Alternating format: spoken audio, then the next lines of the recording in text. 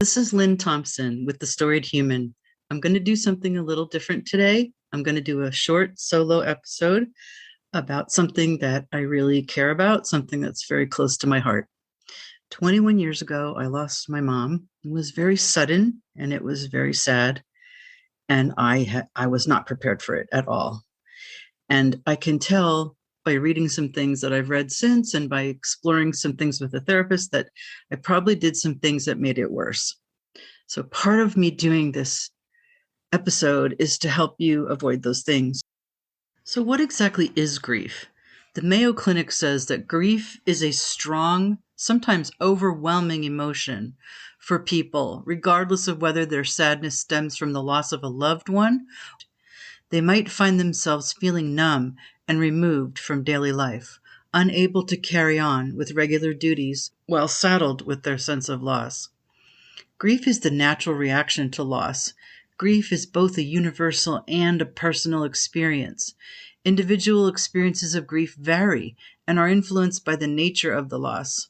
Some examples of loss include the death of a loved one, the ending of an important relationship, job loss, loss through theft, or the loss of independence through disability. Experts advise those grieving to realize they can't control the process and to prepare for varying stages of grief.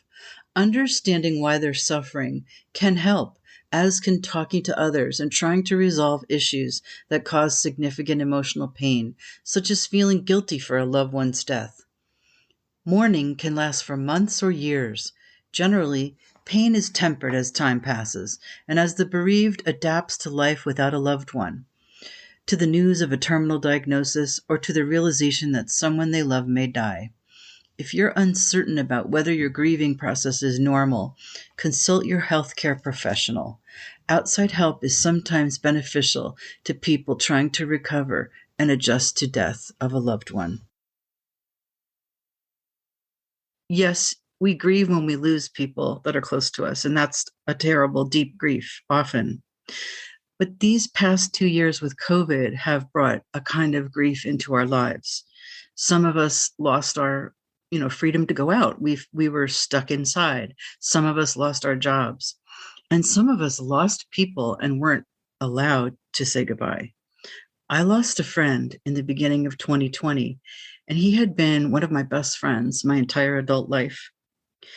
And I found out he died, and I even found out when the service was, but I wasn't allowed to go. Those kinds of things that have been happening to us are the reason I wanted to make sure I did this episode, because we have grief all around us now. The pandemic has brought very confusing feelings and worry about the future. And we need to remember how to take care of ourselves. And we need to remember that everyone grieves differently. So some of the things that we can grieve over are a loss of a job, a loss of a relationship, a loss of a family pet. I mean, you can have a pet for a really long time and they're a member of your family. It's very hard to lose them. And of course, losing someone close to you. And even that's very different. If you have a complicated relationship with the person, you might be grieving that you can never fix it. And that's a certain kind of pain when someone dies and you know now you'll never make it better. Or you're just very close to someone and they leave you and you had no idea what it would feel like or what to do with those feelings. I certainly didn't. Some people too have sickness and they've had loss of health, and that's a grieving of a different kind. Or a loss of their youth. They start to feel aches and pains and older, maybe not so excited about the future. Maybe they're taking care of a spouse who's ill, and there's grieving involved in that. So my real point is that we're all going to grieve. Everyone's going to lose somebody. People die. And we don't seem to talk about it enough. I mean, there's a lot of good information out there, but we don't seem to know what to say to each other. So what's the difference between grief and depression, and how do you tell what you have? Or do you have both? I mean, there's something called complicated grief, which is actually a combination of depression and grief. And this is what I ended up with. And I had never even heard of it. I just knew that I was spiraling. I wasn't getting better. And that's your first sign that you need to seek help. If you're not getting better slowly over time, I mean, it does take time, but if it's not an upward trend, you should seek help. So basically, the differences between grief and depression are grief has irritability as a hallmark of it, deep sadness, difficulty practicing acceptance, seeing or hearing things related to the loss.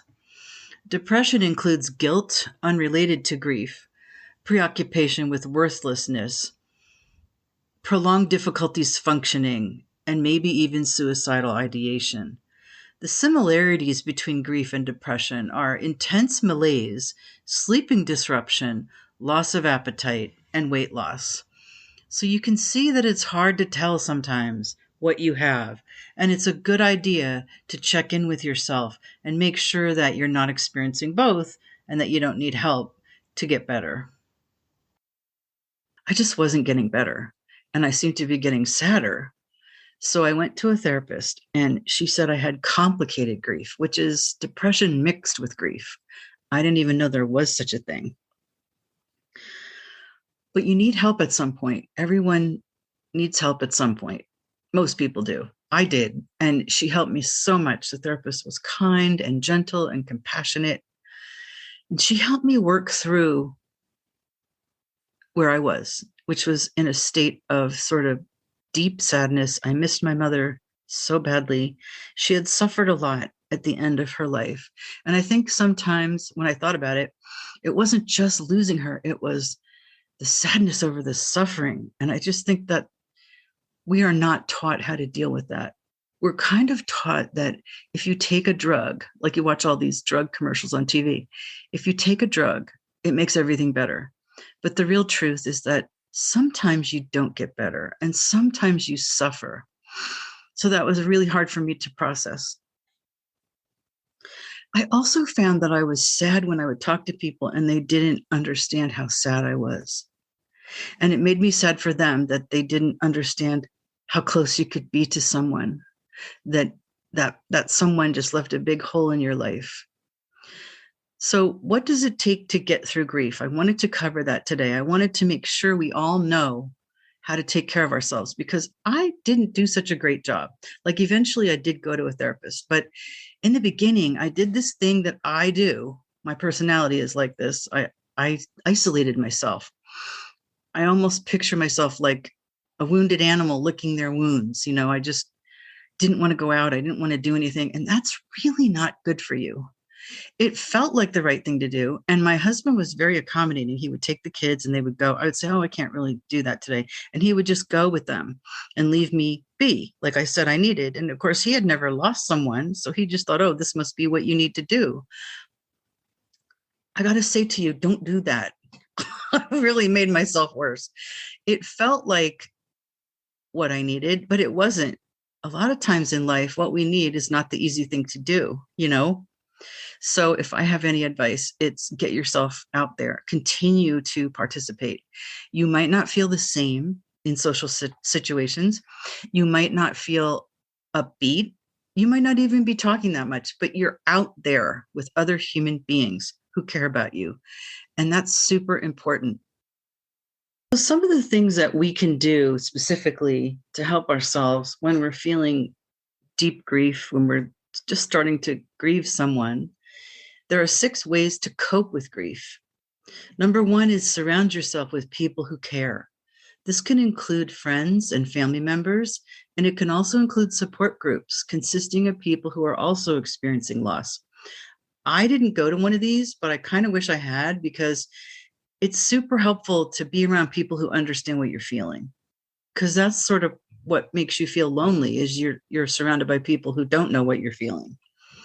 And while you're with caring people, share your feelings in ways that feel right to you. It can really help you cope with grief. Take good care of yourself. This is hard to do, but you have to remember that, you can't drink your way out of it or sleep your way through it. You have to take good care of your health. And after you lose someone close to you, you may be tempted to dwell on the past. And although it's normal to think about your loved one and to remember good times, you need to make the effort to focus on the present too, which includes eating well. You need to get enough rest, See your doctor as needed and avoid any temptations you may have to use alcohol and or medications to try to numb your feelings of grief. I think this is the hardest one for people to do because it's like the last thing in the world you want to do is take care of yourself.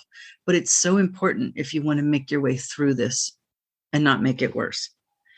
And try to let others help you. People who love you will likely try to help you. They may, for example, tell you when they notice behavioral changes in you that are concerning.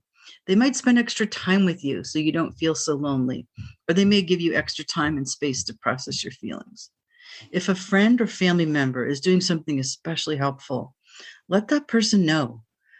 Conversely, if friends are giving you extra space, for example, but what you really need is a visitor or two, let them know that. Like I said before, I isolated myself too much, and I probably shouldn't have done that.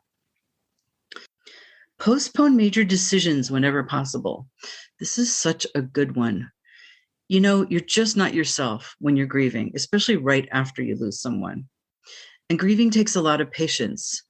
Give yourself time to grieve and avoid selling your home, for example, or quitting your job, unless it's absolutely necessary. You can make major life decisions much better when you're feeling more like yourself again. Take time to adjust to your loss and to your new normal. This is just gold. You know, like just if we were taught this, I think in general, it would help everyone. Like we're all going to be grieving. We're all going to have to go through it. And we have to understand that it's a moment in time. It takes time. And during that time, you're in a special state. You're not really capable of making those big decisions, and you shouldn't do it. Number 5 is consider grief counseling. Talking to a counselor one-on-one can help you work through your sorrow. So can therapy groups. Define what's best for you. Talk to your doctor or your friends and family members who have gotten counseling for grief in the past or who are in the process of counseling now. You can also check with your church or synagogue, local hospitals, or hospices for recommendations. I know my local hospital has a regular grief group that you can go to. Remember, it's a sign of strength, not weakness, when you ask for help. It means you want to take care of your health and move forward. Take charge of your new life. It helps to have things to do every day. It's really important to write down your weekly plans. Make sure you include your social events like walking with friends, joining an exercise class or bowling league, visiting the library, volunteering, or more. Each person is unique, and so is each relationship. So it isn't surprising that pathways to coping with grief are also unique. Find what works for you. And to repeat advice given earlier, be patient with yourself and with the grieving process. That was the weird thing about what happened to me was I had some weird advice. Like somebody in my extended family said, well, it takes a year. You have to go through each season without the person and then you'll be better. And it kind of made sense. But honestly, guys, it took me 2 years before I felt totally normal. I mean, I was better the second year, but it took me 2 full years. I was just super close to my mom and it was way too soon to lose her. And I just didn't deal with it well. So I hope these things help you. And I hope that you respect your journey through grief. Everyone takes the time they take. And it's really important, even if you feel shaky and you want to be alone, it's really important that you not be alone. Because looking back, that made everything worse for me. I should have pushed myself to stay in touch with people who cared about me. And one more thing. How do you help someone who's grieving? You know, a lot of us just don't know what to say. We don't know what to do. Here's an idea. If it's a friend or a family member, someone you care about, just tell them you're really sorry and give them a hug. That's all you have to do. I'm so sorry, and give them a hug. It's huge. It helps so much. And then say, is there anything I can do for you? I was going to bring you a meal. Would lunch tomorrow help? This helped me so much. My friend brought over a huge plate of sandwiches. I had my stepmother up from Georgia, my father, they were staying in my house. The kids were little. We were running around. We were planning the service. She brought this big plate of sandwiches over and we had lunch. I didn't have to think about it.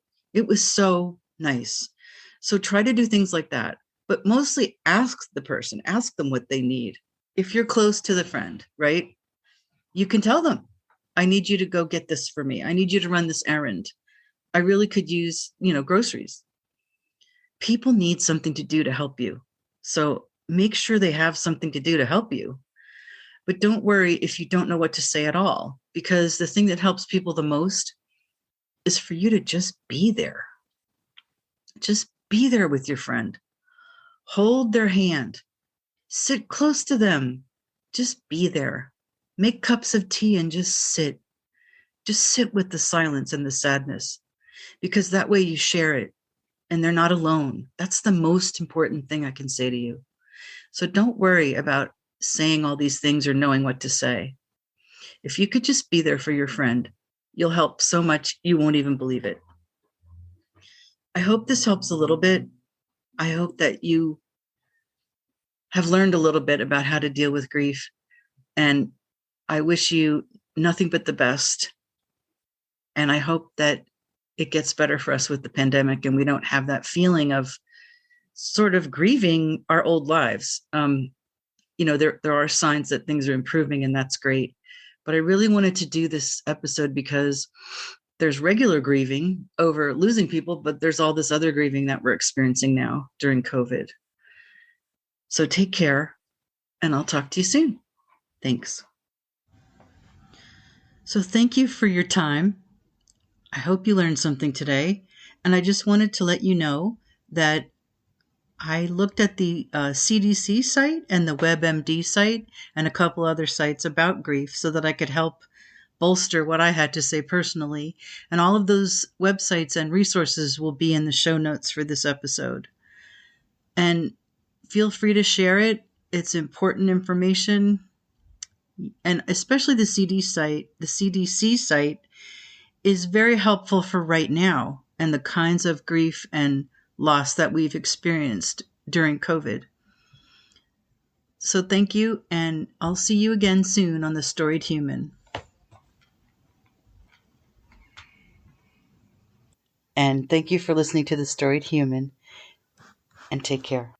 And now, enjoy a few more bars of my new intro and outro song written by my son, Brendan Talion. I love that Brazilian feel, and I really like having his original music on my show. So enjoy.